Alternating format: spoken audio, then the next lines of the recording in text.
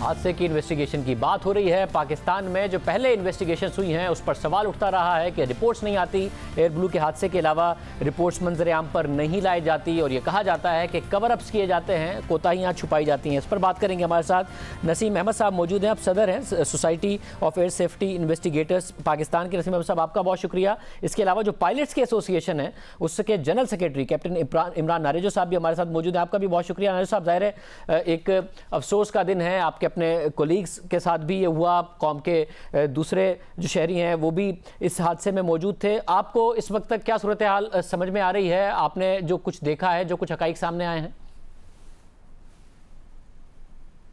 देखिए जी, इनिशियली जो हमारे पास रिपोर्ट्स आई हैं, जो रिपोर्ट्स में जब उन्होंने अपना लैंडिंग गियर डाउन किया तो उस लैंडिंग गियर नीचे नहीं गए, और जो एक प्रोसीजर है कि अगर लैंडिंग गियर नीचे ना आए तो ही has to do the go round करने के बाद जो सेकंड चीज हमारे सामने आई, जो अभी तक कंफर्म नहीं है लेकिन जो अभी तक जो हमें समझ में आई है कि इंजन्स जो है वो भी फेल हुए हैं। किस वजह से हुए ये अभी तक बिल्कुल क्लियर नहीं है।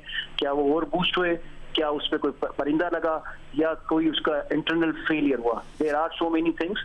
तो इस अभी ये कबल वक्त होगा किसी चीज का कहना। जहां तक इंक्वायरी की बात है तो पाल्पा ने भी यही डिमांड की है कि इसकी एक शफाफ इंक्वायरी हो, प्रोफेशनल तरीके से इंक्वायरी हो, और इस इंक्वायरी से हम किसी पे ब्लेम गेम नहीं डालना चाहते। हम चाहते हैं कि फ्यूचर सेफ हो सके और ऐसे वाकयात से हम बच सकें। और पाल्पा का फ्रॉम द फर्स्ट डे यही इंस्टांस रहा है कि सेफ्टी को प्रायोरिटाइज किया जाए, और सेफ्टी के ऊपर हम किसी चीज पे भी पाल्पा कंप्रोमाइज नहीं करती। मगर क्या कॉम्प्रोमाइज़ किया जाता है क्या सेफ्टी पर? जाहिर है कोई भी सेफ्टी पर कॉम्प्रोमाइज़ नहीं कर सकता, बड़ा हसास है जो सफ़र है, इसके साथ साथ एक एयरलाइन का, पाकिस्तान का नाम साथ जुड़ा होता है। आप ये कह रहे हैं कि क्या कॉम्प्रोमाइज़ किया जाता है? डेफिनेटली जब ये ऐसी तो कोई बात नहीं है कि नहीं होता है। हम हमेशा सेफ्टी के ऊपर ही तो लड़ते चले आ रहे हैं, और इसी वजह से ही तो पाल्पा के साथ ऐसे वाकयात पेश आते हैं जिसमें पाल्पा को हमेशा कुछ ना कुछ मुश्किलात का सामना करते ही रही है पाल्पा, और अभी भी आज भी कर रही है। तो सेफ्टी बाईपास जब भी होती है या कोई सेफ्टी इशू आता है, जब भी इस तरह के वाकयात आते हैं, और इन वाकयात को दूर करने के लिए जरूरी है कि पहले एक बोर्ड बने और उनकी रिपोर्ट्स आए।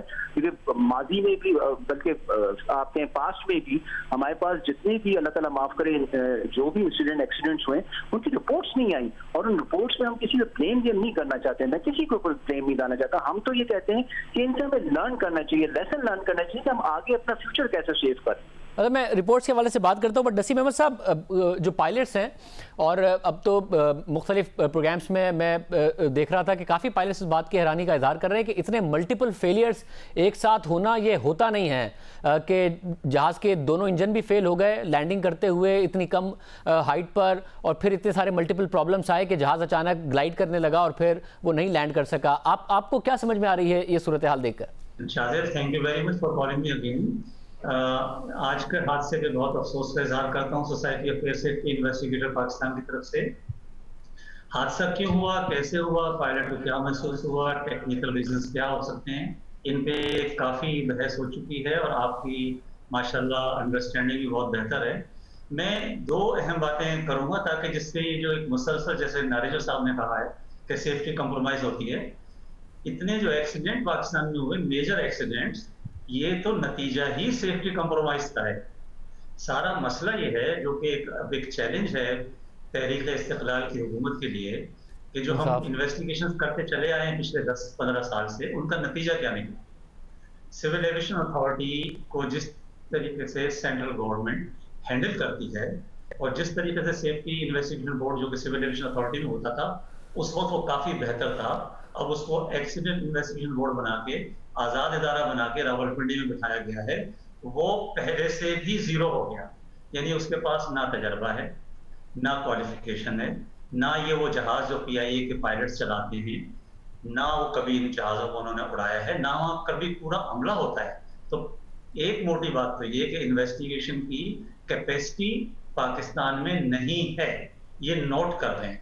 नंबर 2, ये जो हादसा मुतवातिर हो रहे हैं, रेल के भी हो रहे हैं, रोड पे भी हो रहे हैं, इन तमाम हादसात को अगर आपने रोकना है तो आपको मुल्क में एक इंडिपेंडेंट इदारा, national transport safety bureau, American तर्ज पे, ऑस्ट्रेलियन लाइंस पे, UK की लाइंस पे बनाना पड़ेगा, जो कि पार्लियामेंट और तहरीक इस्तिक़लाल की गवर्नमेंट कि लोग ज़ाहिर इस हादसे से बखूबी वाकिफ हैं और आजकल बहुत बयानात भी होंगे, उन्हें चाहिए, हम इसका रेजोल्यूशन भी पास कर चुके हैं कई दफ़ा।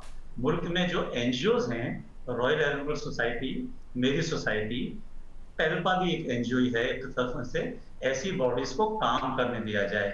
ये आपके टूल्स हैं, ये आपकी मदद हैं, क्रिटिसिज्म को बर्दाश्त किया जाए, तारीफ आपके किसी काम की नहीं है। सिविल एविएशन को आप देखें कि कोई एक सरबराह नहीं मिल पा रहा, क्यों कि वो सुप्रीम कोर्ट की हिदायत के मुताबिक अखबार में कोई एड देने के काबिल नहीं है जिसका रिक्वायरमेंट मेरिट पे हो। तो ये तो हालात हैं। अगर आप चाहते हैं, आपके तवज्जुह से हुकूमत पाकिस्तान को चाहिए कि एक दफा अब 1000 जाने एयरक्राफ्ट एक्सीडेंट्स की जाया हो चुकी हैं। एक एक्सीडेंट का मतलब होता है कि तकरीबन 60 सीरियस इंसिडेंट हुए थे जिनसे कोई सबक नहीं सीखा। तो अगर एक दफा एक इंडिपेंडेंट इन्वेस्टिगेशन इदारा तो बाद में बनेगा, एक इन्वेस्टिगेशन बिठा दें, उसमें एक्सपर्ट्स ले लें। कोई इंडिपेंडेंट की तारीफ ही होती है कि उस आदमी की तनख्वाह किसी गवर्नमेंट इदारे से ना आती हो। उस मतलब यानी कि जो पीआईए के सरबराह ने आज कहा कि इंडिपेंडेंट होगी बिल्कुल जो इंक्वायरी हम करेंगे, और उन्हें नहीं पता इंडिपेंडेंट क्या होती है। देखें, सिविल एविएशन दुनिया में इंटरनेशनल सिविल एविएशन ऑर्गेनाइजेशन है, उसके तहत मुख्तलिफ इदारे हैं। सिविल एविएशन ऑर्गेनाइजेशन ये कहती है कि आप इंडिपेंडेंट इदारे बनाएं। इंडिपेंडेंट इदारे वो होते हैं, मैंने कहा कि उनके 2 टेस्ट होते हैं कि उन्हें अपने काम के लिए किसी से इजाजत न लेनी पड़े और उनकी तनख्वाह जो है वो किसी सरकारी इदारे से या उसके CEO से नहीं आए। मौजूदा जो AIB है उसकी तनख्वाहें CAA से जाती हैं। तो आज़ाद इदारे को समझने में थोड़ी देर लगेगी। देखें, एक चीज़ ध्यान में रखें कि हमें सिविल एविएशन और PIA एक वाहिद एयरलाइन है जो कि मुझे बहुत पसंद है। मैं इसकी सारी खूबियों से बखूबी वाकिफ हूँ और मैं इसके लिए बहुत खिदमत के लिए तैयार हूँ। मैं हर साल इनकी ट्रेनिंग का इंतजाम करता हूँ। मसला ये है कि PIA के अंदर इस वक्त एज ऑफ टुडे उनका जो चीफ पायलट कॉर्पोरेट सेफ्टी हैं वो रिटायरमेंट पे जा चुके हैं। तकरीबन नए बंदे को नहीं लाया जा रहा। दूसरी बात यह है कि PIA के जो हादसा हुए हैं, आप दुनिया की किसी एक एयरलाइन को बता दें, बड़ा दुख होता है देख के। गूगल पे चले जाएं, सबसे ज्यादा हादसा इस सिंगल एयरलाइन के हुए पिछले 15 साल में।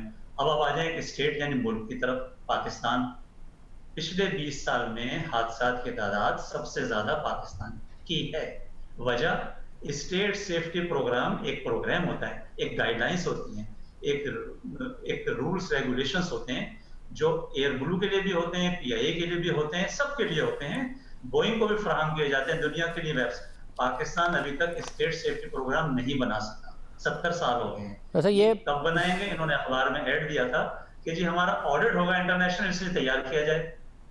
अब ऑडिट चूंकि नहीं हो रहा तो हमें बनवाने की जरूरत नहीं। ये आम बात है। वैसे मैं मजीद पायलट से भी बात करेंगे हम इस हवाले से, नारिजू साहब से, कि क्या उनके एक्सपीरियंस में कभी इस किस्म का हुआ है कि जिस तरीके से ये फेलियर हुआ है।